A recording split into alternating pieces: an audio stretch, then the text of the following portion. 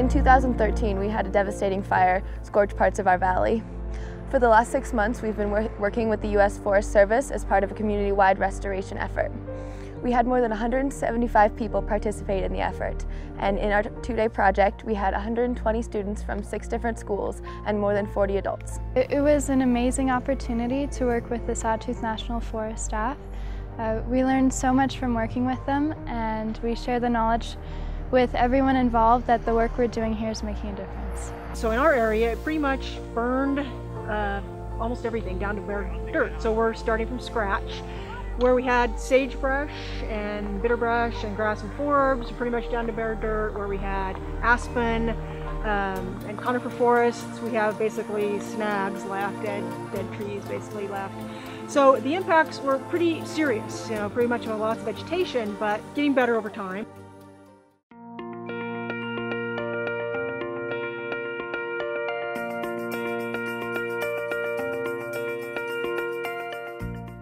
So the Student Conservation Council is a group of local students. There's students from Wood River High School, Sage School, and the community school. We work to help the Land Trust with conservation projects.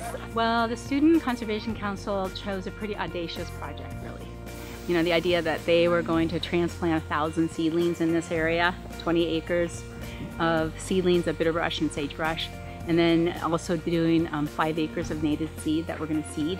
So doing that today has just been, been tremendous. The students are planting a 6-month-old sagebrush that was grown at the Lucky Peak Nursery, a Forest Service nursery over by Boise, and bitterbrush that was grown at Great Bear Restoration. This project was really amazing. It was more successful than I ever imagined when we first started planning it, and to be able to share everything we learned with the community and get all the kids out here and see everyone make a difference was really awesome. And we couldn't have done that with without the Forest Service. They made all the difference, and it was a really amazing project.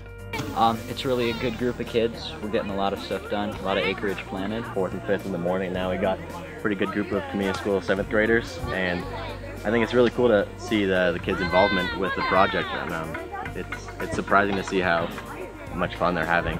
You can hear some of the kids yelling water in the background, and it's kind of the strategy we've been using today. Like a group of kids working on digging a hole down, and then there'll be a couple kids with the water bags on their shoulders, and they'll be moving around the whole area, and they'll yell out, "Water guy!" And then they'll come and water the plants for us.